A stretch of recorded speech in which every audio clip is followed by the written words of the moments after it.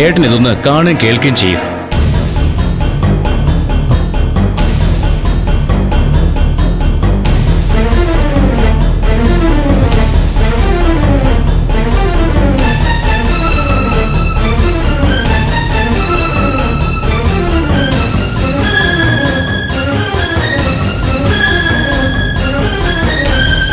ദൃശ്യങ്ങളൊന്നും ഏട്ടന് കാണേണ്ട ആവശ്യമില്ലല്ലോ. നിങ്ങൾ അവിടെ പോയ ശേഷമുള്ളതെല്ലാം ഹർഷ വളരെ ഭംഗിയായിട്ട് പകർത്തിയിട്ടുണ്ട്. ഇതേ ഏട്ടത്തേക്ക് അയച്ചു കൊടുത്തിരിക്കുന്നത് നമ്മുടെ ഈ അമ്മയാ. എന്താ അമ്മ ഇതൊക്കെ? അമ്മ എന്തിനാ ഈ ആവശ്യമില്ലാത്ത കാര്യങ്ങളൊക്കെ ചെയ്യുന്നത്? അല്ല, ഇതുകൊണ്ട് എന്ത് നേട്ടം അമ്മയ്ക്ക്? എനിക്കെന്താ നേട്ടം ഇന്ദിര? ഞാനതിൽ പറഞ്ഞ കാര്യങ്ങൾ കേട്ടാ എനിക്ക് എന്തെങ്കിലും നേട്ടത്തിന് വേണ്ടിയാണെന്ന് നിനക്ക് തോന്നുന്നുണ്ടോ? ഉണ്ടോ?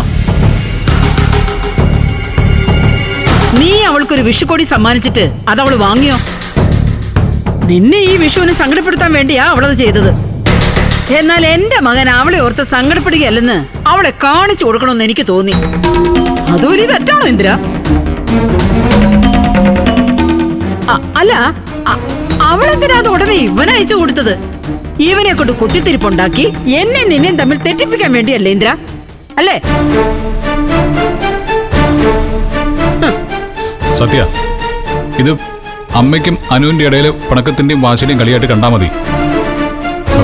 പെണ്ണുങ്ങൾക്കിടയിൽ ഈ പ്രശ്നത്തില് നമ്മൾ ഇടപെടാതിരിക്കുന്നതാണ് നല്ലത്. എനിക്കിതിൽ ഇടപെടാൻ ഒരു താല്പര്യമില്ല ഇന്ദ്രേട്ടാ.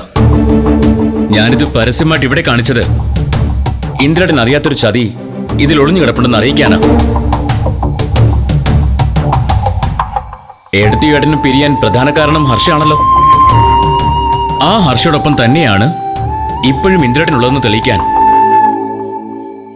ഒരു ശ്രമം ഇതിൽ നടന്നിട്ടുണ്ട്.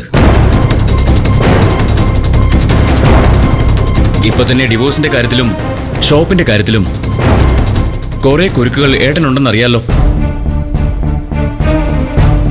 ഇനി ഇതുകൂടിയാവുമ്പോ ഏട്ടത്തി കുരുക്ക് കൂടുതൽ മുറുക്കും.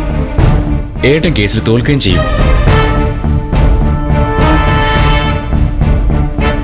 ഏട്ടൻ തകർന്ന് താറുമാറായാലും അനുപമയുമായി ഇന്ദ്രൻ ഇനി ഒരുമിക്കാൻ പാടില്ലെന്ന് ആഗ്രഹിക്കുന്നവരാ ഇതിന്റെ പിന്നില്. ഇനിയെങ്കിലും ഇന്ദ്രൻ അവരെ തിരിച്ചറിഞ്ഞില്ലെങ്കിൽ ഇതോടെ തീരും. അത്ര മാത്രമേ എനിക്ക് പറയാനുള്ളൂ.